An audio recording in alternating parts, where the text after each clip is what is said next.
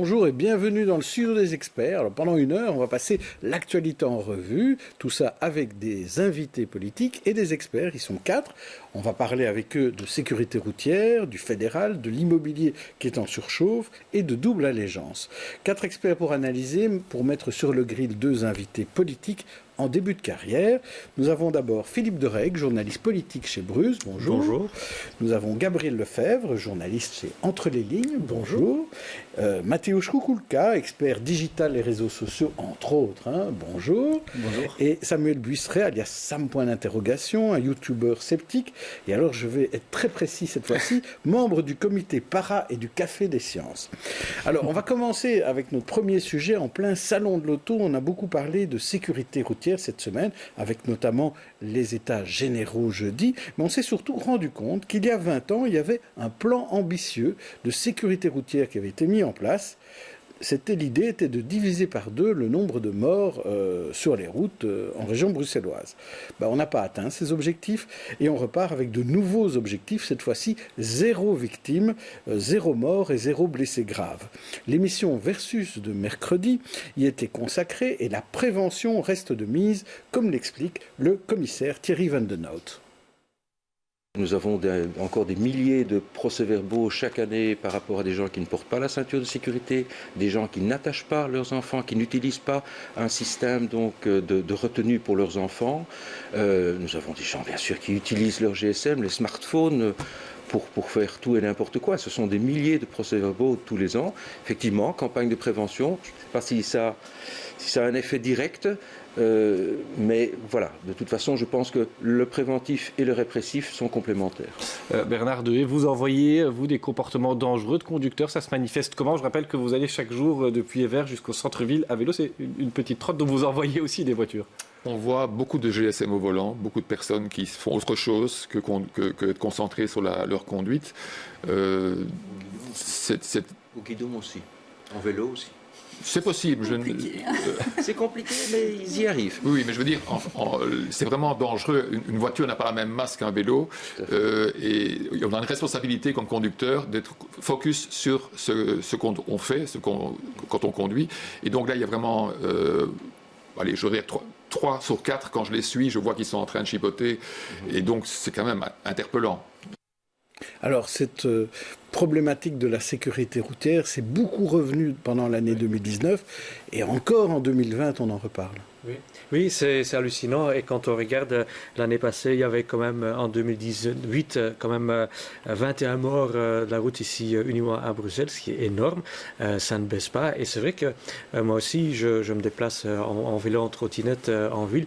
Et quand je vois la façon dont beaucoup de gens se comportent, que ce soit cyclistes, automobilistes, mais piétons également, ça m'étonne qu'on n'ait que presque à 21 morts et des graves blessés. Donc, il y a un grand souci de conscience, à mon avis, chez les gens.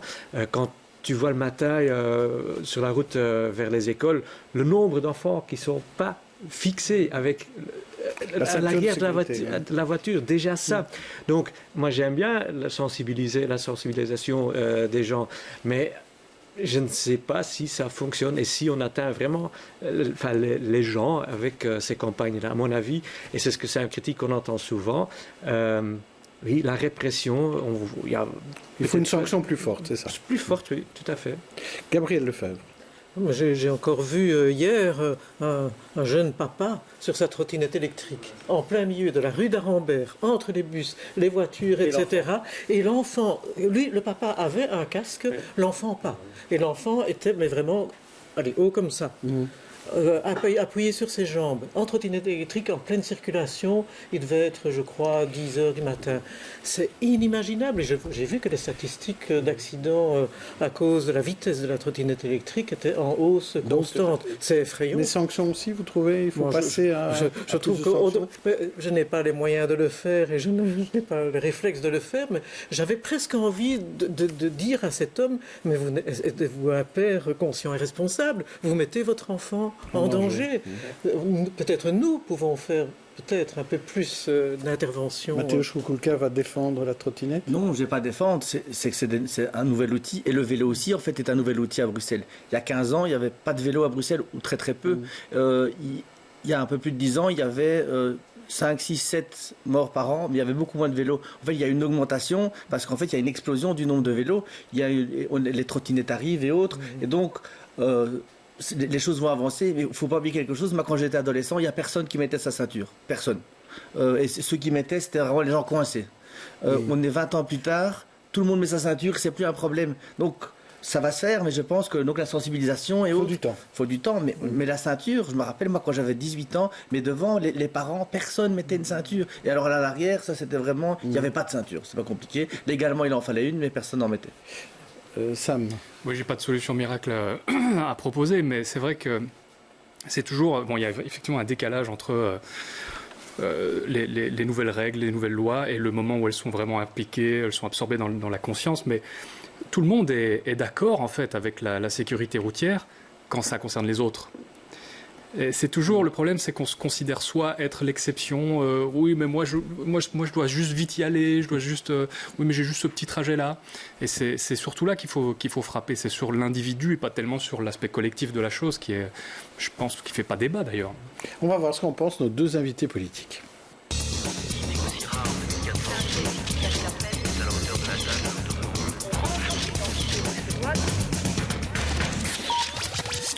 Et nos deux invités sont ce que j'appellerais des jeunes pousses politiques, c'est-à-dire elles ont été élues toutes les deux au mois de mai au Parlement bruxellois. Alors il y a Marie Lecoq, qui est députée bruxelloise écolo, et je crois que vous êtes coprésidente de la régionale aussi. Hein, et Gladys Casady, qui est députée bruxelloise CDH, et qui, elle, je l'ai appris il y a quelques minutes, va siéger à la Fédération Wallonie-Bruxelles. Effectivement, vous êtes bien informés. Pour le CDH, voilà, ça c'est nouveau. Hein. Oui. Et c'est grâce au fait que le CDH est devenu un groupe normal, c'est ça? Oui, on a été reconnu comme un groupe normal. Ah, vous n'étiez pas assez nombreux. On a été reconnu officiellement, oui, effectivement, comme un groupe politique, ce qui a redistribué les cartes, parce qu'un poste en tant que chef de groupe COCOF s'est libéré au bureau également, donc... Voilà. Oui, il y a quelques petits changements. Il y a eu quelques petits Donc finalement, votre slogan « Il fera beau demain », pour vous, c'est bon, quoi. Hein, oui, mais voilà. Demain, on peut continuer encore, on continue encore. Alors parlons un peu sécurité routière. Marie Lecoq, je vais vous proposer de commencer. On n'est pas arrivé à l'objectif en 20 ans. Est-ce que maintenant, le nouvel objectif, 0 victime, est-ce qu'on va y arriver? Est-ce qu'il y a moyen d'y arriver? Alors on l'espère, en tout cas c'est vraiment la priorité que s'est fixée Elke van den Brand. Et donc pour la première fois, il y a quand même un élément qui est assez important, c'est que pour la première fois on a dans le même ministère la sécurité routière, l'aménagement et la mobilité. Et ça semble quand même assez logique et cohérent, on se demande pourquoi on ne l'a pas fait plus tôt, donc ça c'est quand même une première bonne idée. La deuxième chose, c'est que je pense qu'on est en train de changer de référentiel, j'entendais le débat là maintenant, mais on est en train de changer de référentiel par rapport à la vision de la ville et à comment on a envie de l'utiliser. On parlait, il y a plus de trottinettes, bon, il y a 15 ans il y avait déjà des vélos, mais c'est vrai qu'il y en a plus beaucoup, maintenant. Et donc on commence à revoir le partage de la ville, parce que globalement c'est ça, c'est quel espace on donne à chacun. Le fait de parler non plus de zone 30, mais de ville 30, ville 30 km/h, ça permet quand même d'avoir une vision qui est plus systémique, qui est plus large, qui inclut l'ensemble des acteurs. Et je crois que ça, c'est vraiment la volonté que la ministre Elke van den Brand a pris. Ça permet de mettre tout le monde autour de la table. Alors, ça ne va pas être si simple que ça. J'ai regardé le débat cette semaine sur cette question-là. Et c'est vrai qu'on parlait des infrastructures. Est-ce qu'il faut attendre les infrastructures ou pas? Qui de l'œuf, qui de la poule? Est-ce que ça va commencer Quel est votre avis ou victimes, en tout cas, ce qui est sûr, c'est qu'on n'a plus le temps d'attendre. Et donc, poser la question aux victimes, à mon avis, serait y répondre assez facilement et rapidement. On ne va pas attendre que l'ensemble des infrastructures soient là. Il faut pouvoir tout de suite changer de regard sur la mobilité et sur la sécurité routière. Passer à 30 km/h de manière la plus large possible, ça permet d'apaiser la ville, en fait. Et après, il y a aussi des questions au-delà de la sécurité routière, de bruit, d'impact, en fait, simplement de ressenti, de comment on vit la ville ensemble. Et par ailleurs, sur les infrastructures, quand même préciser que le gouvernement a vraiment pris une décision claire en immunisant quand même plus de 400 millions d'investissements dans la mobilité douce, mais aussi les infrastructures en termes de sécurité. Donc je pense que, en tout cas, tous les signaux sont positifs. Donc une optimiste de la majorité, normal. Du côté de l'opposition, est-ce qu'on est aussi optimiste? Moi, je salue déjà l'ambition du gouvernement. Maintenant, c'est la mise en application. Moi, j'attends de voir l'opérationnalisation qui pour moi, va être quand même assez compliquée, faut l'admettre. Pour moi, il faut se focaliser sur 3 axes. Donc, d'un côté, il y a la question du réaménagement du territoire qu'il faut, parce qu'on parle de zone franche, mais il faut qu'il y ait les aménagements qui suivent.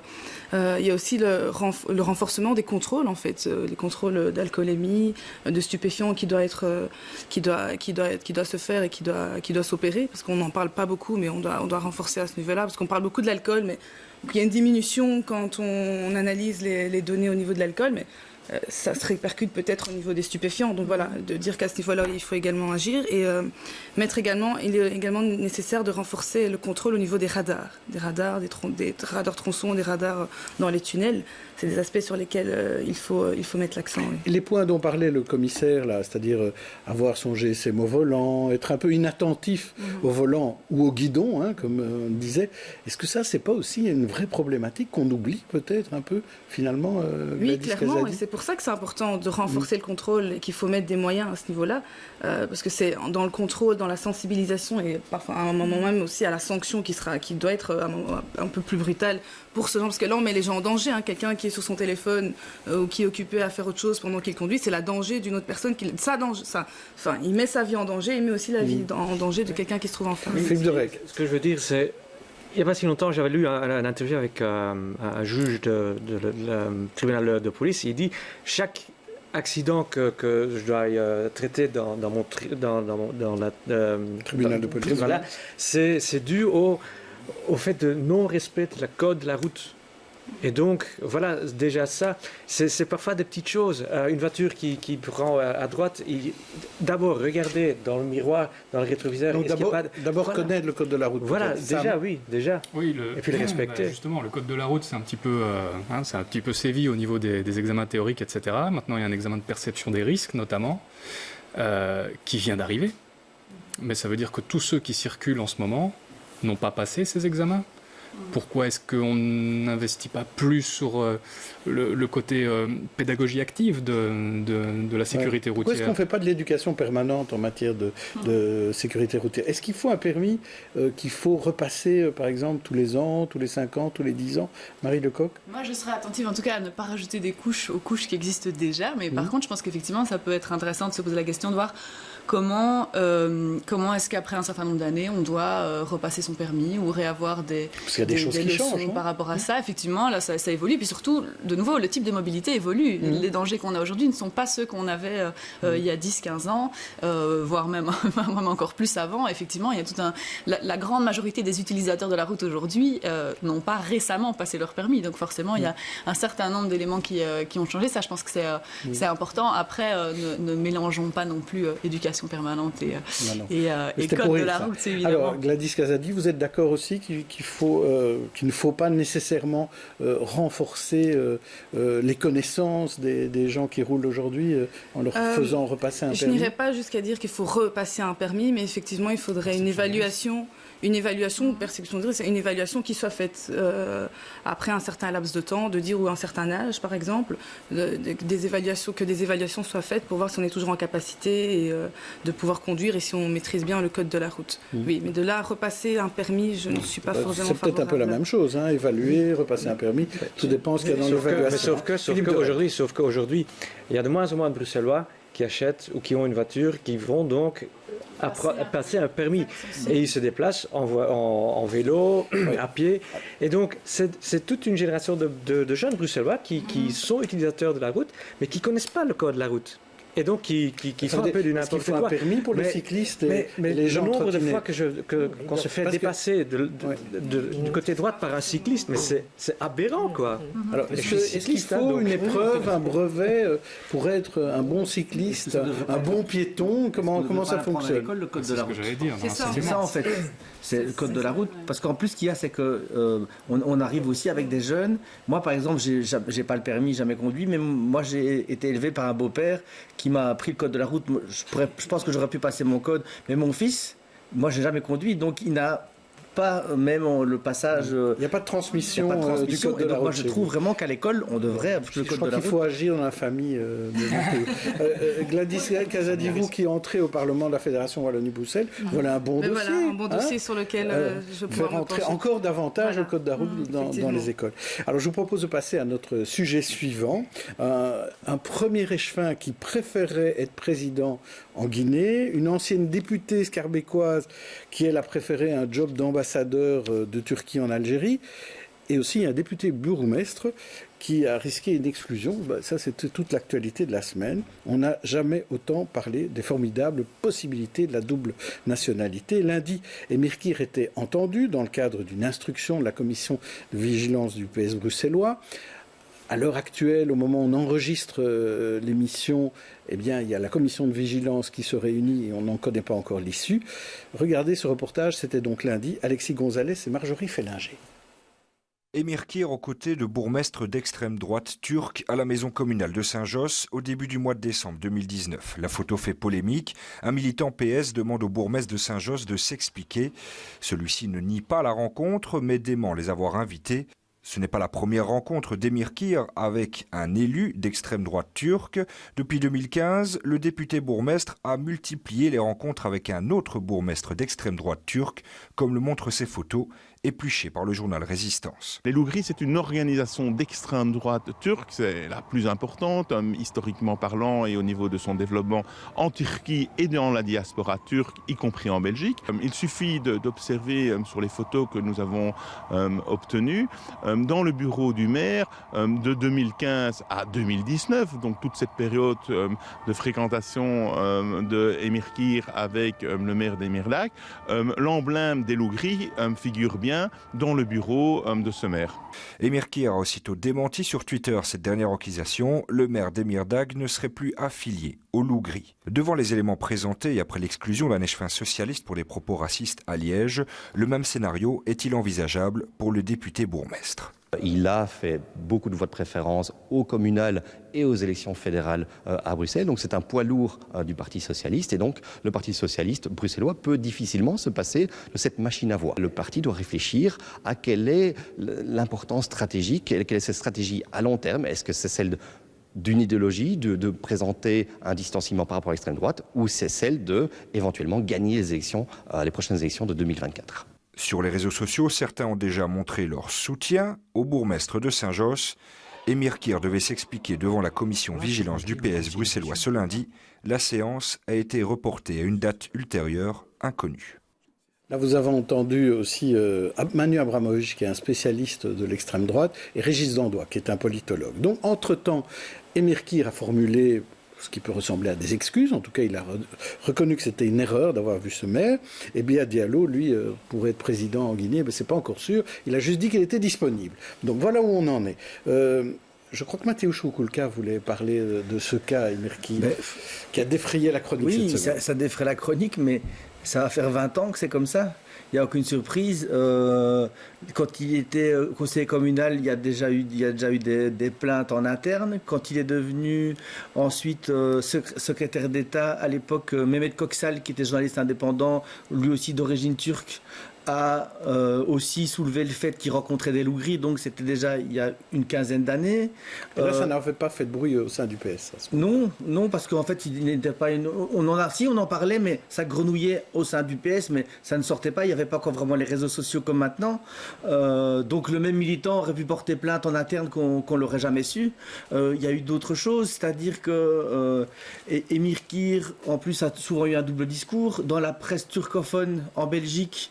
Sur Belturk ou alors dans la presse turque en Turquie, il a un discours qui est complètement différent de celui qu'il a ici. Ici, il est toujours dans l'apaisement, alors que là, il est souvent plus calife à la place du calife dans la presse turcophone. À l'époque, quand Jean de Manet était bourgmestre, il disait dans la presse turque que c'était lui le bourgmestre. Il y a eu énormément de choses. À chaque fois, on lui a mis les choses devant lui, il a toujours nié. Le PS n'a jamais rien fait. Ici, on est à la fin d'une longue série. Enfin, on n'est pas à la fin, parce qu'à mon avis, comme le disait Régis Dandois, ils vont clairement pas s'en séparer. En plus, il a fait une amende honorable. Enfin, pas honorable, il a fait une certaine amende. Donc, pour le PS, il faut dire, ben voilà, il s'est excusé, et ils vont rester là. Mais en interne, par contre, je pense que c'est pas fini. Je sais qu'il y a des gens qui sont pas très contents de ce qui se passe, mais je ne sais pas où ça va aller. Alors, on va demander l'avis de Marie Lecoq et de Gladys Casady là-dessus. Marie Lecoq, comment vous avez suivi cette histoire-là? Est-ce que vous, comme Béa Diallo, vous avez envoyé des messages de sympathie à Émir Kir? Pas exactement. Mais donc, effectivement, comme ça a été dit, c'est un feuilleton. Hein. Donc, cette histoire ne date pas d'il y a 2 semaines. On suit ça de manière récurrente et l'ensemble, en fait, de la manière dont Émir Kir fait sa politique à Saint-Josse. Je pense que l'opposition qu'on y mène avec beaucoup d'énergie depuis de nombreuses années, notamment via Zoé Genot, est quand même assez remarquable. Et voilà, c'est quelque chose qu'il faut pouvoir saluer. Au niveau des résultats électoraux, il a toujours fait d'excellents résultats dans sa commune. Et c'est une élection démocratique. Et donc, ça doit être pris en ce sens. C'est-à-dire que maintenant, c'est la responsabilité du Parti socialiste de faire exactement ce que Régis Dandois disait, c'est-à-dire choisir quelle option ils veulent prendre. Et ça, c'est pas du tout à moi, en tant qu'écologiste, de dire ce qu'ils doivent faire. Il se trouve qu'ils ont des possibilités de discuter de ça en interne. Il y a le comité de vigilance, il y a un certain nombre de méthodes qui existent. Et bien voilà, qu'ils en fassent quelque part, qu'ils en fassent ce qu'ils veulent, et le choix sera clair. Par contre, je pense qu'on peut quand même saluer le fait que à la nouvelle présidence de la fédération du PS, Ahmed Laouedj a quand même vraiment pris un signal assez clair et assez rapidement après une prise en fonction qui date quand même d'il y a 2 mois. Donc voilà, je pense que ça peut être salué aussi. Alors il y a quelques années, Benoît Ludgen avait exclu Maïnour Özdemir du parti, justement pour des problématiques de non-reconnaissance du génocide arménien. Comment vous voyez ce qui se passe au sein du PS? Est-ce que là aussi vous trouvez qu'il faut avoir des décisions plus rudes et plus dures? J'estime déjà que ce n'est pas à nous, enfin ce n'est pas à moi de dire comment le PS doit gérer cela. Ils ont une commission de vigilance, ils ont des structures internes comme on en a au CDH qui vont trancher sur la question. Donc c'est à eux de faire ce travail avec toute indépendance. Voilà, j'estime que ce n'est pas à nous de nous pencher sur cette question. Mais comment vous voyez ça, vous, comme jeune député? Vous arrivez, vous vous rendez compte que voilà, il y a ces problématiques-là qui existent, et des choses qui vous semblaient normales, vous parce qu'on dit que ça existe depuis 20 ans. Qu'est-ce que vous pensez de cela? Moi, il y a 20 ans, j'étais en maternelle. Donc, on va dire que c'est pas, je ne suivais pas encore avec. Non, mais c'est quelque chose que vous découvrez, c'est ça? C'est pas quelque chose qu'on découvre. Enfin, moi, j'étais au courant qu'il y avait ce genre de pratique qui existe. On le regrette. C'est aussi pour ça que des personnes comme nous aussi se levons aujourd'hui et disons que voilà, on veut incarner un renouveau, une nouvelle génération qui arrive, qui n'est pas forcément dans les mêmes codes que celle du passé. Mais donc voilà, et encore une fois, je le dis, c'est pas à nous de dire ce que le PS doit faire. Alors, parlons d'un autre cas. Cette semaine, on apprend Béa Diallo, peut-être candidat à la présidence en Guinée. Le bourgmestre d'Ixelles a dit qu'il n'était pas au courant. C'est quand même bizarre d'être élu et puis se dire je vais peut-être faire un autre job, je vais devenir président. Marie Lecoq. Je pense qu'être élu et puis se demander si un jour on va faire un autre job, ça nous arrivera heureusement à toutes et tous. Oui, mais peut-être une fois que ce job sera terminé. Donc je laisse évidemment à Béa Diallo le choix de penser ce qu'il veut par rapport à son éventuel futur politique. Ce qui importe, c'est de pouvoir être très clair par rapport à ce qui se fait et ce qui ne se fait pas. Et ici, en fait, c'est un peu un non-sujet puisque ça a été vite... on a vite reclarifié les enjeux du débat. Il a vite dit oui, en fait, finalement, peut-être pas. En tout cas, pas maintenant. Donc, voilà, qu'il y ait des politiques qui s'engagent et qui aient envie de le faire, y compris dans d'autres sphères, d'une autre manière, moi, je trouve pas ça choquant. Par contre, il faut pouvoir être clair. Évidemment, les deux ne sont pas compatibles. Donc, à un moment donné, il faut faire un choix. Mais ça, c'est pas forcément un problème. Gladys Casady, est-ce qu'on trahit ses électeurs quand on abandonne en cours de législature le job qu'on a? Pas spécialement ce cas-là, de manière générale. Moi, je trouve qu'une carrière a le droit d'évoluer et que donc des décisions peuvent être prises à ce niveau-là. Mais effectivement, quand on a un mandat, j'estime qu'il est nécessaire de le terminer. Donc, s'il décidait, par exemple, de partir après son mandat, pour moi, ce serait plus compréhensible que de partir en cours de législature. Donc, clairement, à ce niveau-là, Gabriel la Lefebvre. position. Est-ce que ça ne pose pas éminemment le problème de la fidélité politique? On peut avoir des doubles ou des triples fidélités. Dans ce cas-ci, il y a une fidélité à un public qui est, dans ce cas-ci, bruxellois, mais aussi au pays d'origine, à l'entourage, etc. Est-ce que le problème des partis n'est pas d'éclaircir ces fidélités-là? Moi, je ne vais pas reprocher à quelqu'un de rester dans le sens d'un rapprochement, d'un contact avec sa culture d'origine, avec ses amis, avec sa famille, etc. Mais la première des fidélités, a fortiori lorsqu'on a été élu, est par rapport au public belge des électeurs. Et là, c'est quelque chose qui devrait être remis peut-être sur la table. Et un parti doit pouvoir gérer ce genre de choses-là. J'ai l'impression qu'on n'est pas d'accord, là. Marie Le Pen. Moi, je serais très nuancée sur cette question-là. Enfin, personnellement, j'habite à Bruxelles depuis 5 ans.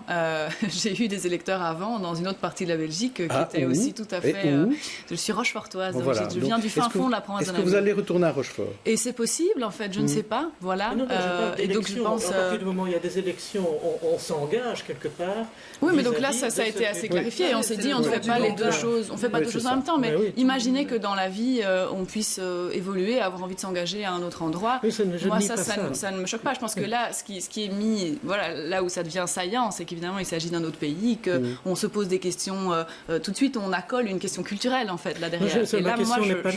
Ma question, c'est est-ce que ce n'est pas le rôle d'un parti politique de justement gérer ce genre de fidélité-là? Il y a quand même un engagement qui a été pris par rapport à des électeurs donnés à un moment donné. Je crois qu'ici, les deux invités étaient d'accord qu'il fallait finir le mandat. Voilà. Et après le mandat, peut-être faire autre chose. De toute façon, il s'est engagé dans rien. Je veux dire, si jamais il devait se présenter à cette présidentielle, il ne va pas décider ça, je le fais demain. Et donc, c'est logique d'y réfléchir, de consulter des gens, d'en parler autour de soi. Et donc, moi, voilà. Et donc, il n'y a personne qui dit tiens, je vais me présenter demain à la présidentielle d'un pays. C'est souvent c'est un truc qu'on mûrit souvent sur des années. Et donc, oui, de toute façon, c'est pas la première fois que lui en parle. Il en avait déjà parlé il y a plusieurs années. Eh bien, on va parler d'autre chose, on va parler d'autres projets, des grands projets bruxellois, les fameux grands projets, un grand stade, un grand Néo, un Néo 1, un Néo 2. Eh bien, on a appris cette semaine que Néo 2, on le mettait au frigo et que peut-être il ne se ferait jamais. Je vais vous demander tout de suite votre avis là-dessus. Peut-être Philippe, tiens... c'est quand même désespérant de voir que plein de grands projets, finalement, ne se font pas à Bruxelles. Est-ce qu'il y a une maladie bruxelloise là-dessus? Je pense que, voilà, déjà, il y a Néo 1 et 2, ça a toujours questionné beaucoup de gens. Même l'opinion publique se posait plein de questions. Mais est-ce qu'il faut vraiment forcément redévelopper le plateau du Heysel tel que... Est-ce qu'on a vraiment besoin d'un encore un grand centre commercial là-bas à cet endroit? Et donc, voilà. Et puis, il y a eu cette fameuse étude allemande qui était sortie en disant... Réfléchissez quand même, regardez d'abord, est-ce qu'il ne faut pas d'abord faire quelque chose avec les palais qui sont quand même dans un état, rénover les palais, puis voir avec ce centre de congrès. Donc voilà, et puis c'était en septembre, je pense que Philippe Claus avait décidé, écoutez, on va s'arrêter là et on va réfléchir et s'il faut repenser tout le projet, on le fera sans tabou. Et donc ici, le gouvernement bruxellois a suivi cette idée et je pense vraiment que c'est une bonne chose que ce projet... Vous pensez qu'il y aura un Néo 2, vous? Non, je dis que c'est une très bonne, c'est une bonne idée d'y réfléchir. D'y réfléchir, voilà. Alors, on sait que les écolos n'étaient pas très favorables, mais d'abord au CDH, du côté de Gladys Casadi. Vous êtes triste qu'on mette Néo 2 au frigo et que peut-être il ne se fera jamais? Clairement, je pense que vous le savez, nous, le CDH, on a initié le projet, mais après, quant à l'opérationnalisation, nous n'étions plus de la partie. Donc nous, ce qu'on regrette, c'est l'opérationnalisation du projet. On pense qu'il est nécessaire de développer le plateau du Heysel et qu'il faut une rénovation du palais des expositions. On le voit ici avec le départ de Seafood qui part du salon Seafood qui part en Espagne. C'est important aussi pour l'image de Bruxelles en tant que capitale de l'Europe aussi, qu'on puisse être en capacité d'accueillir des événements de grande envergure. Donc oui, nous on trouve que c'est un projet qu'il faut continuer à soutenir, mais dans l'opérationnalisation aujourd'hui, la mise en place a été catastrophique, elle a été gérée de manière catastrophique, et c'est à ce niveau-là qu'effectivement il faut tout revoir. Il faut tout revoir. Chez Écolo, on est content, parce qu'on a toujours dit que c'était n'importe quoi ce projet-là. Finalement, vous avez réussi à convaincre les socialistes. Alors, je n'exagérerai pas l'optimisme, parce qu'on n'est pas content qu'il ne se passe rien, du coup, sur ce plateau. Je pense qu'on est tous d'accord pour dire qu'il faut pouvoir vraiment avoir un réaménagement. On est d'accord aussi pour dire que ça a déjà pris assez de temps. Ce projet date d'il y a 15 ans. Mais il va encore prendre du temps. Et il va encore prendre du temps. Et donc, de notre côté, on est surtout inquiet sur le fait que là, on n'arrive toujours pas à aboutir. Alors effectivement, le projet, les deux projets Néo 1 et Néo 2 n'étaient pas exactement notre vision de la ville et comment on voyait la transition économique, la mobilité, le réaménagement des espaces. Mais toujours est-il qu'il faudra bien se mettre d'accord à un moment donné sur un projet qui va être viable économiquement et sur lequel la région va être capable de financer, la région et la ville. Et là, c'est le problème qu'on a aujourd'hui, c'est qu'on a l'air de découvrir qu'en fait, oui, il va falloir rénover les palais d'exposition, etc. Et donc là, on se retrouve quand même face à un problème financier qui est assez important, sur lequel on continue à avoir du mal à faire de la concertation. Donc évidemment, il y aura un PAD, un plan d'aménagement directeur plus tard, etc. Mais là, on voit globalement, le projet prend un peu l'eau de toutes parts. Et comme Néo 2 est attaché à Néo 1 d'une certaine manière, voilà, visiblement, ça coince. Oui, ça coince, mais ça coinçait aussi pour le grand stade. Et pour le grand stade, on dit finalement, et notamment chez Écolo, il faut rénover le stade. Et moi, je ne vois pas de stade rénové. Et quand on pose la question à Rudy Vervoort, on dit c'est pas le rénover qu'il faut faire, c'est le reconstruire. Parce que la rénovation elle est tellement importante que c'est carrément une reconstruction. Or, on ne voit rien venir. Donc, quand même, ces projets, même si vous appelez peut-être ça de tous vos voeux, ça ne se fait pas. Donc, quelle est la solution ? Oui, Gladys, je dirais peut-être il faudrait, à évaluer, mais peut-être un partenariat public-privé éventuellement pourrait être la solution. Il faudrait voir. C'était le grand stade, ça. Oui, mais il faudrait voir vraiment se pencher dessus et analyser. Oui, public-privé, vous n'êtes pas très pour, Marie Lecoq ? De nouveau, ça dépend des conditions et ça dépend du marché qu'on passe et ça dépend des critères qu'on y met et de comment on signe les contrats. Et donc, je pense que dans ce cas-ci, la question doit vraiment se poser. Donc, effectivement, sur le stade, on n'y est toujours pas. Par contre, on a quand même la ville et la région, c'est ce que vous dites. La ville et la région. Disons que ça concerne les deux en même temps. C'est à la fois un projet d'envergure régionale et par ailleurs, la ville est forcément partie prenante. Mathéo. D'abord, il faut rappeler que Néo, je ne suis pas sûr que tout le monde sait ce que c'est. Il faut oublier, c'est que nous, c'est un réaménagement du plateau du Heysel où l'idée, c'est de remettre aussi du logement. Et pour payer ce logement, on a dit qu'on allait faire un grand centre de congrès qui allait avoir un supermarché, un centre commercial. Et donc, l'idée, parce qu'on n'en parle plus jamais, mais il y a aussi l'idée de mettre du logement. En fait, à Bruxelles, on en parlera tout à l'heure, on a besoin de logement. Et donc, et tout ça, ça s'est fait aussi il y a très longtemps. C'est-à-dire qu'à l'époque, le vélo, on n'en parlait pas, la mobilité douce. Donc, c'est pour ça aussi que le Heysel, c'était très bien, parce que c'était en périphérie. Donc, il y a beaucoup de choses qui ont changé. Mais ce qu'il y a, c'est que finalement, tout le monde bloque tout. Et moi, je pense que ça ne va pas être ni que la région, parce qu'on parle du stade dans le même projet, on dit la région et la ville. Je pense qu'on doit aussi reparler, et le problème c'est que ça va ouvrir beaucoup de choses, c'est que c'est un refinancement, parce que le stade, pourquoi c'est d'abord, j'ai jamais compris moi pourquoi la ville de Bruxelles gérerait le projet du stade national, c'est une folie, et en fait on va continuer là-dedans, parce qu'un stade c'est 3, 4, 5, 6, 700 millions, ça dépend. Oui, enfin honnêtement, elle le gère, mais il ne se passe rien. Oui, donc, non, mais c'est pas ça. Mais il n'y a pas de stade. Non, mais la région, elle n'a pas. À ce stade, il n'y a pas de stade. La région, elle n'a pas ça. Je veux dire, ni la ville de Bruxelles, elle n'a pas ça non plus. Donc, en fait, ce que je veux dire, c'est qu'on n'a pas de stade parce que la région bruxelloise et la ville de Bruxelles n'ont pas l'argent pour le faire. Et donc, tant que le fédéral ou la fédération ou qui que ce soit ne met pas l'argent dedans, on n'en aura pas. Le stade, c'est aussi l'endroit où ils avaient choisi de le mettre. C'était sur le parking C en Flandre. Dès l'annonce, on savait d'avance que ça allait foirer ce projet. C'est de l'histoire ancienne, Philippe, on n'y reviendra pas. On parlera du fédéral tout à l'heure, mais d'abord, je voudrais vous présenter à toutes les deux notre rubrique tête d'affiche où je vous propose des portraits de personnalités qui ont fait l'actu de la semaine. Vous allez en choisir un ou une qui vous inspire, en bien ou en mal. On commence par Marie Lecoq et avec Céline Van Oedsel, Miss Belgique d'Herentals. désignée cette semaine, ou Julie Taton, une ex-Miss Belgique qui, elle, a décidé d'abandonner la télévision, ou encore Karel van Eetvelt, le nouveau président du Sporting d'Anderlecht qui amène Philippe Claus dans ses bagages, ou Ségolène Royal, l'ambassadrice des pôles démissionnée par Emmanuel Macron. Alors qui choisissez-vous parmi ces 4 personnalités, Céline, Julie, Carole ou Ségolène? C'est très féminin cette semaine. C'est bien, bonne sélection. Oui. Effectivement, très féminine. Est-ce que je fais l'écolo primaire et est-ce que je choisis Ségolène? Allez, on va dire oui, pour rester dans la thématique. C'est écolo primaire ou c'est socialiste primaire, ça? En tout cas, en tant qu'ambassadrice des pôles, je pense qu'on est quand même plus dans un engagement vert et environnemental. Alors, sans aucun doute, on espère que l'ensemble des partis y concourent également. Mais voilà, effectivement, il y a un engagement quand même assez fort qui a été pris par la France dans le cadre de la COP. Alors, on attend toujours la suite. Je pense que la dernière COP s'est quand même franchement soldée par un échec. On peine à comprendre comment c'est encore possible d'être aussi loin des objectifs climatiques. Et surtout, comment est-ce qu'au niveau belge, on n'arrive toujours pas à se mettre d'accord, et la Flandre en particulier, sur la réduction des émissions de gaz à effet de serre, notamment, qui est un des enjeux, mais qui n'est pas le seul.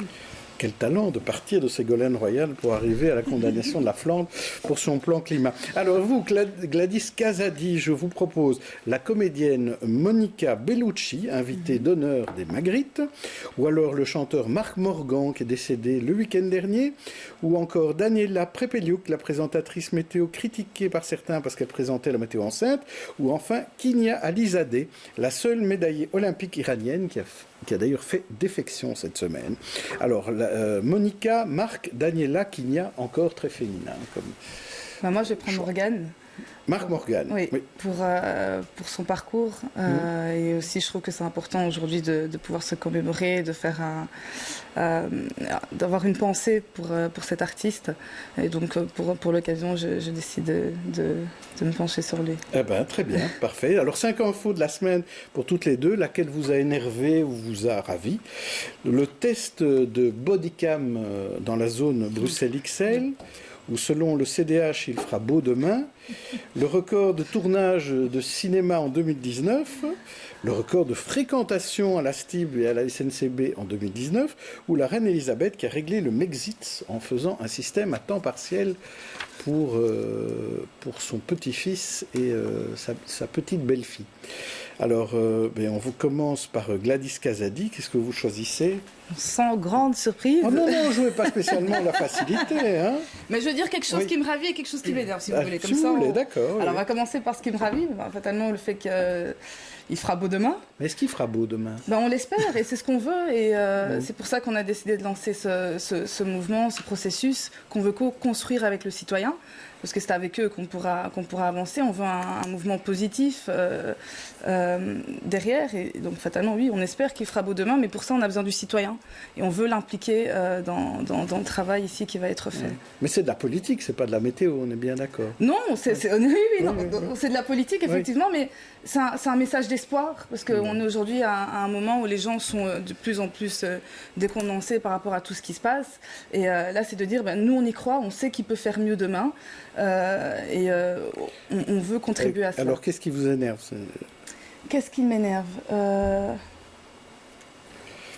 Sinon, on passe à Marie.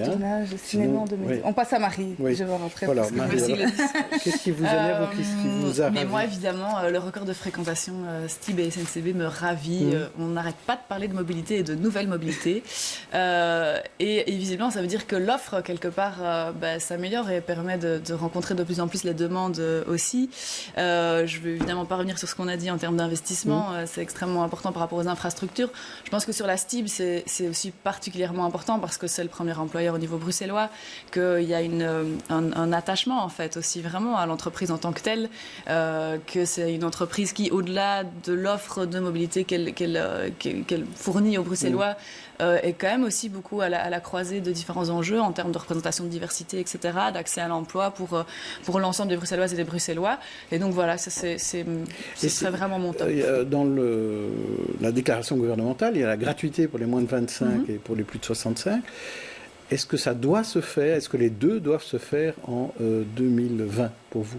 Est-ce que ça doit se faire obligatoirement ou bien est-ce qu'on peut accepter des arbitrages budgétaires qui fait que ce sera peut-être un peu plus tard ?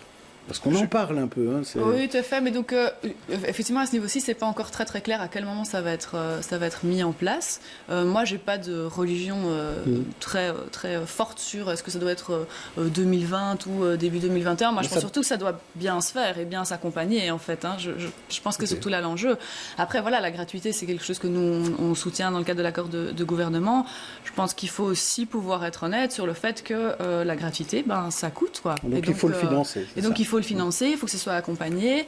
Et par ailleurs, la gratuité est un élément qui ne permet pas totalement de rencontrer les questions d'inégalité, parce que dans ce cas, c'est gratuit pour tout le monde, y compris pour ceux qui ont tout à fait les moyens de payer les transports en commun. Alors, Gladys Casadi, vous avez... Avant de parler de gratuité, je pense que la question devrait d'abord se poser sur les infrastructures et l'aménagement. Il faut que, avant qu'on ait la gratuité, qu'on ait une fréquence des transports qui soit adaptée, qu'on ait des infrastructures, un réaménagement, on en a parlé tout à l'heure, pour la mobilité douce également. C'est ça qui va pouvoir faire en sorte que les gens il y a déjà plus de monde dans la STIB, hein, quand on voit les records de fréquentation, ça monte déjà. Ça monte déjà, donc alors il faut augmenter la fréquence, oui, mais c'est-à-dire qu'il faut il faut, pour moi, d'abord se concentrer sur la qualité du service avant de parler de la gratuité. Rapidement, Mathéouche et Philippe. Ça ne va pas tellement augmenter l'utilité de la fréquentation, puisque les moins de 25 ans, pour la plupart, ils prennent déjà tous la STIB. Et donc, que ça devienne gratuit, on n'aura pas une explosion d'utilisation. Ce sera en fait les utilisateurs, ce ceux du matin, ceux du soir, qui vont être là tout le temps. Donc, de toute façon, c'est ce qu'on ne contrôle pas le plus, parce qu'on ne contrôle pas en pleine heure de pointe, parce que sinon, ça fait des bouchons énormes. Donc, de toute façon, je pense que ça ne va pas changer grand-chose. Pour conclure là-dessus, la gratuité du transport en commun pour ces deux tranches d'âge, je trouve... Voilà, moi je préférais exactement qu'on regarde vraiment et qu'on donne cette gratuité aux gens qui en ont vraiment besoin. Et aujourd'hui, techniquement, c'est impossible. On passe à notre sujet suivant, c'est-à-dire on va un peu revenir en parlant du fédéral, on a un petit peu touché, on en a dit un mot, on a l'impression d'avancer excessivement lentement sur le fédéral, on fait assaut d'imagination pour trouver des nouvelles formules de coalition. Cette semaine, on a même inventé la coalition des Diables Rouges. Faut-il prendre la NVA au sérieux quand elle semble pratiquer une ouverture? Le PS de son côté dit qu'il pose des conditions, mais en fait, c'est pas archi clair. Est-ce que le CDH va descendre de son balcon? Ça, c'est cette question, je vous la pose. Est-ce que le CDH va pourrait rentrer dans une majorité, alors qu'au début, il a dit qu'il n'était pas question qu'il rentre dans des majorités? Déjà, ce qu'il faut comprendre, c'est que nous sommes dans une crise. Ça va faire 1 an que nous sommes en affaires courantes. On est bientôt à 8 mois après les élections. On n'a toujours pas de gouvernement. Donc, il y a ce constat-là aussi qu'il faut prendre en considération.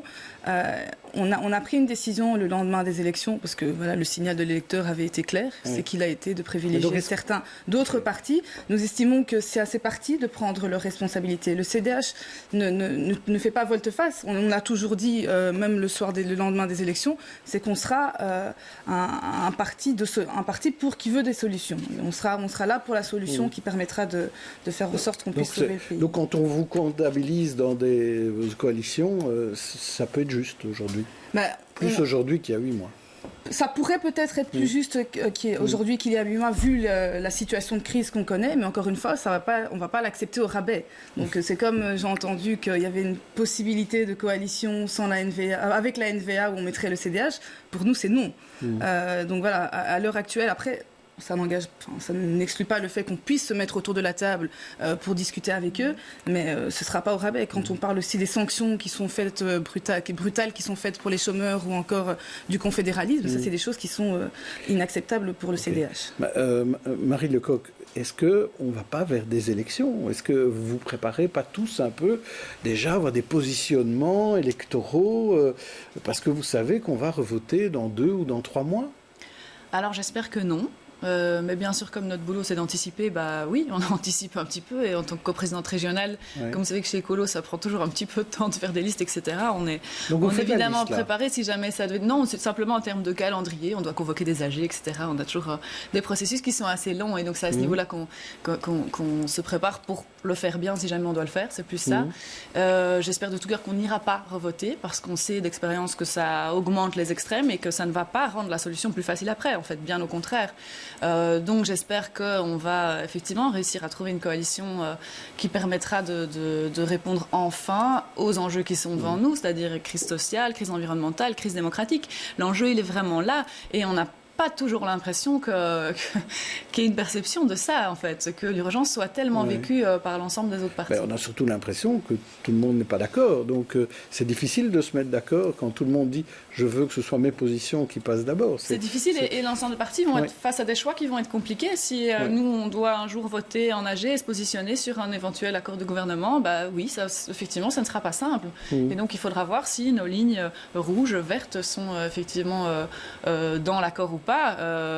Je suis ni quelqu'un de très optimiste ni quelqu'un de très négatif. J'espère juste que ça va aboutir rapidement parce qu'en termes de finances notamment, on commence à être face à vraiment des urgences qui sont de plus en plus importantes.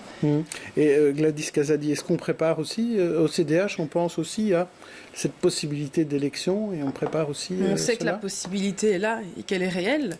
Après, on espère qu'on n'aura pas à aller jusqu'aux élections. Je pense surtout aux citoyens qui est parti voter et en fait on est en train de lui dire écoute tu n'as pas bien voté, va revoter une deuxième fois. Et moi j'ai peur également qu'on pousse que ce soit les extrêmes qui l'emportent. Donc, les sondages l'ont prouvé, les sondages le prédisent qu'on va encore être plus extrême que maintenant. Le signal qu'on donnerait aux électeurs, aux citoyens belges d'aller revoter, c'est la faillite de la politique.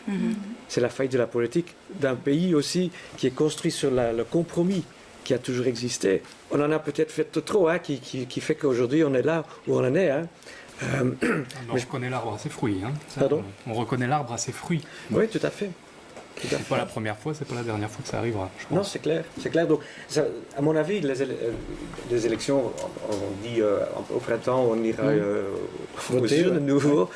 Ça ne va pas solutionner la chose. Conclusion, Gabriel Lefebvre. Il n'y a pas aussi des possibilités de gouvernement sur des programmes extrêmement réduits, de gouvernement d'urgence pour répondre aux problèmes sociaux, notamment fonctionnement de la justice, des choses de ce genre-là, plutôt que de passer par les élections. Mais là, tout le monde peut se mettre d'accord pour ce qu'on appelle passer à un gouvernement de technocrates ou de techniciens. Un gouvernement d'experts, parce qu'on est dans l'émission Les Experts ici. Voilà. Samuel Busseret, est-ce que ce serait une bonne idée d'avoir tous des experts, des scientifiques, une scientifique au ministère du Climat, un médecin au ministère de la Santé Peut-être un petit examen de connaissance, en tout cas, de ce qu'est vraiment la science. Ah oui, ça serait intéressant. Ça permettrait d'éviter de voir des idéologies anti-scientifiques prendre le devant de la scène et être proposées aux gens qui, eux, n'ont pas la responsabilité de connaître la science sur le bout des doigts. Je pense à des députés qui sont anti-vaccins, c'est absolument insupportable comme idée. C'est impossible qu'un truc pareil se passe. Donc oui, moi je pense qu'un petit examen d'esprit critique, de connaissance de la méthode scientifique, ça pourrait pas faire de mal. Moi je me délecte déjà de savoir qui fera passer cet examen. Alors on va passer à notre dernier chapitre, on va parler d'immobilier. D'habitude on dit quand la construction va, tout va. Ici quand l'immobilier est en hausse, est-ce que vraiment tout va? En tout cas, les prix continuent à grimper, la demande ne faiblit pas à Bruxelles. Reportage Marine Hubert et Marjorie Félinger. Alors ici, on est dans une configuration assez classique pour un appartement neuf de chambre, donc avec une partie séjour et le coin chambre bien séparé. Un appartement déjà vendu sur plan, au 7e étage de cet immeuble flambant neuf avec vue sur le boulevard du Souverain à Ouderghem. Le projet Oxygène compte 89 appartements, des unités de taille variable qui intéressent des profils d'acheteurs différents. Oxygène représente vraiment bien le marché, on va dire, du sud-est de Bruxelles. Donc on est dans un immeuble où les premiers étages ont été essentiellement vendus comme biens d'investissement et dans les étages supérieurs dans lesquels nous nous trouvons, où on peut bénéficier d'une magnifique vue bien dégagée sur Bruxelles, là on est plutôt sur de l'occupation personnelle. L'appartement de chambre, c'est le produit phare recherché et proposé sur le marché de l'immobilier. C'est d'ailleurs lui qui enregistre la plus forte augmentation de prix en 2019, plus 7% pour un prix moyen qui s'élève à 252 000 €. À Bruxelles, les appartements représentent 63% de l'offre immobilière, un marché aujourd'hui dopé par les investisseurs. La plupart des gens qui pouvaient accéder au marché parce que les taux d'intérêt hypothécaires étaient plus bas, ont sans doute déjà franchi le pas. Et donc on note aujourd'hui que l'augmentation de l'activité est sans doute davantage liée aux investisseurs, ce qui fait qu'effectivement ces investisseurs vont rarement acheter une maison et donc se tournent naturellement vers les appartements comme investissement, et ces investisseurs tirent le prix du marché vers le haut. À Bruxelles, comme dans toute la Belgique, 2019 est une année record pour l'activité immobilière, avec 6,3% de transactions. Un marché toujours encouragé par des taux de crédit hypothécaire très bas, qui font de la brique un placement alternatif et stable. Alors, l'immobilier est en hausse, évidemment, il y a une forte demande. L'offre, elle, est toujours, c'est difficile. On manque toujours de logements à Bruxelles, Gabriel Lefebvre. Surtout, on a une demande de logement à des prix beaucoup plus réduits. On a une demande forte de logements de type social ou sociaux, en bonne et due forme. Et là, on se retrouve de nouveau avec le problème fondamental d'un monde politique qui, depuis des décennies, est confronté à ce problème-là. Il n'a plus la main sur la politique foncière qui seule permettrait de réguler les prix. C'est d'une complexité rare et c'est vrai que les différents partis se sont toujours bagarrés à ce sujet et il nous faudrait maintenant une politique qui corresponde vraiment à la demande de cette population. Je ne parle pas des investisseurs qui, eux, profitent évidemment d'une facilité énorme de placer leur argent dans l'immobilier. Je parle vraiment du simple public et surtout du public le plus défavorisé. Mais il y a toujours des gens qui sont là pour acheter ces appartements. Oui, mais on peut les aider. On peut les aider par des politiques foncières intéressantes, notamment les Community Land Trust et des choses de ce genre-là. Même des personnes relativement démunies au point de vue financier peuvent se permettre d'acheter le logement parce qu'ils n'achètent pas le terrain, par exemple. Donc ça revient moins cher. Et ça permet d'avoir un volant politique, si j'ose dire, social. Et pour ça, nous avons quand même une nouvelle secrétaire d'État qui est un phénomène politique assez intéressant parce que Nawal Ben-Amou est à la fois belgo-turco-marocaine. Bon, on peut peut-être faire l'antagonisme avec Émir Kir par rapport au contact avec la population et la représentation des intérêts de la population. Et elle doit gérer ce défi majeur pour la région bruxelloise par rapport à la paupérisation croissante de la population. Il y a un truc un peu schizophrénique, c'est que les politiques disent c'est vrai qu'il faut trouver du logement de type social, pas spécialement social, mais dès que ces mêmes politiques sont bourgmestres, ce qu'ils veulent, et parce que ce soit la région où on construit quand même du logement, sauf que là tout d'un coup on veut du moyen ou on veut du logement élevé parce que ces gens payent plus d'impôts. Donc on se retrouve, en fait finalement, il y a peu de bourgmestres qui veulent les logements sociaux chez eux, même si on en met, mais on construit. Et puis ce qui va se passer aussi, c'est qu'on arrive à fond de cale, on n'a bientôt plus de terrain. Il y en a encore quelques-uns qui sont à gauche, à droite, mais dans quelques années, il n'y aura plus de terrain. Et donc, il y a un débat sur... on va devoir monter à Bruxelles, on va devoir... Si on veut... Des tours, oui. Marie Lecoq, est-ce qu'il faut des tours? Est-ce que c'est une solution ça c'est un vrai débat parce qu'en termes de qualité de vie, en termes d'ombre sur les quartiers, etc., c'est des débats qui se posent dans le cadre des PAD, dans beaucoup de PAD d'ailleurs. Ça c'est vraiment un débat. Moi j'ai pas de position vraiment arrêtée là-dessus. Je suis heureuse parce qu'on commence tout de suite à parler dans le bon sens sur l'action de l'immobilier. Le premier point, c'est ceux qui n'en ont pas. C'est comment est-ce qu'on rend accessible le logement. Alors là, évidemment, ça se pose pour plein de publics différents. Donc attention à ne pas mélanger non plus les tranches qui ont des besoins tout à fait différents. Je pense qu'à ce niveau-là, il y a quand même vraiment un engagement du gouvernement, notamment en termes de politique liée au sans-abrisme, donc toute la politique de Housing First, en se disant, en fait, si on veut pouvoir réintégrer ou en tout cas accueillir d'une meilleure manière des gens dans la société, il faut qu'ils puissent... C'est pas la grande majorité des gens qui cherchent... Ça fait quand même plus de 4000 personnes sur la région bruxelloise, donc je pense que c'est quand même un enjeu qui est... pour un logement social quand même, plus des jeunes familles qui travaillent, mais qui n'arrivent quand même pas et elles sont en général obligées de sortir des 19 communes pour trouver un logement. Est-ce que là, il y a une solution? Gladys Casadi. Ce qu'il faut, parce qu'on a parlé des logements sociaux, mais il faut aussi parler des logements moyens, en fait. Il faut clairement faire en sorte qu'on évite la sortie de la classe moyenne de Bruxelles. Parce que c'est ça qu'on voit de plus en plus. Moi, par exemple, j'ai des amis qui viennent de sortir des études, qui ont commencé à travailler, qui voudraient rester sur Bruxelles, mais qui ne sont pas en capacité financière aujourd'hui de pouvoir le faire. Donc certaines choses ont déjà été mis en place lors de la précédente législature par Céline Frémaux, la généralisation de l'allocation loyer, l'accessibilité. Est-ce qu'il ne faudrait pas un grand plan Marshall de logement? Parce que c'est vrai qu'il y a eu des petites solutions, il y en a encore, ça ne suffit pas. Oui. On aura l'occasion d'en reparler. En attendant, on passe à nos coups de cœur.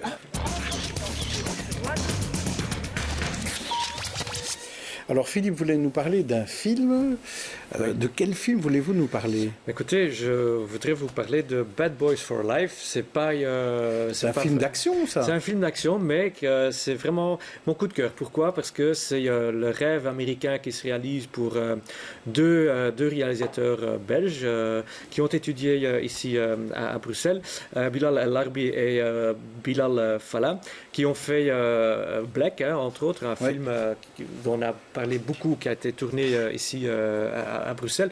Et bien, ces deux-là, ils sont partis à l'aventure à Hollywood, et là, voilà, ils ont réalisé vraiment leur rêve américain. C'est la troisième tome, si tu veux, si vous voulez, de Bad Boys, avec quand même Will Smith c'est pas mal, à l'affiche. Pour deux jeunes réalisateurs bruxellois, chapeau. C'est peut-être pas le film que j'irai voir, mais simplement pour la réalisation de leur rêve américain, je dis... C'est un coup de cœur. Alors, Gabriel voulait parler d'un livre d'Edward Snowden. Oui, ça c'est un rêve américain qui a viré cauchemar.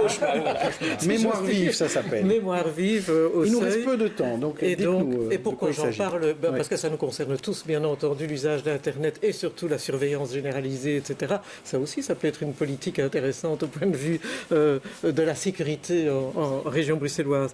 Mais j'en parle aussi parce que à la fin de ce mois, Edward Snowden, en même temps que Julian Assange et Chelsea Manning, vont recevoir des prix académiques honoris causa. Donc voilà, ils sont passés ici au Palais des Académies, ici à Bruxelles, et voilà, c'est tout nouveau, c'est intéressant. Ah oui, c'est intéressant, c'est original de savoir qu'ils vont gagner ça. Donc ça, c'était pour Snowden. Mateusz Kukulka va nous parler, lui, d'un livre de Anne-Cécile Huard, c'est ça, hein? Oui. Alors, Mourir la nuit. Mourir la nuit, c'est un polar du réel. Bon, alors, c'est la maman de mon fils, donc voilà, c'est un peu... mais c'est un magnifique bouquin. Donc, c'est l'histoire de deux meurtres, des deux meurtres aux assises. Ça se lit comme un polar, sauf que c'est des vrais protagonistes. Ce sont des vrais policiers, des vrais juges. Donc, certains sont cités dedans. Ça montre un peu le système belge au niveau judiciaire. Ça montre aussi ses limites. C'est très, très bien écrit et je conseille vraiment. En plus, moi, je viens de Saint-Gilles. On décrit des parties de Saint-Gilles et tout. Donc, c'est vraiment... je le conseille à tout le monde. Alors, vous voulez nous parler, Sam, d'un livre en anglais de David Sinclair, Lifespan. De quoi s'agit-il? C'est une claque monstrueuse, puisqu'on y apprend que le vieillissement est à présent reconnu comme une maladie. Et le professeur Sinclair nous explique qu'après 20 ans de travaux, le plus raisonnablement possible, ce qui nous attend, c'est en fait un allongement significatif de l'espérance de vie en bonne santé. Son pronostic le plus prudent étant pour une personne de 50 ans aujourd'hui d'arriver à 130 ans en bonne santé. Ce qui a évidemment des répercussions sociales tentaculaires. Et on parle de l'expert mondial du vieillissement. C'est un généticien qui travaille pour la Harvard Medical School. Il a des résultats scientifiques absolument sidérants. Il n'hésite pas à parler d'ailleurs d'inversion du processus de vieillissement dans ses...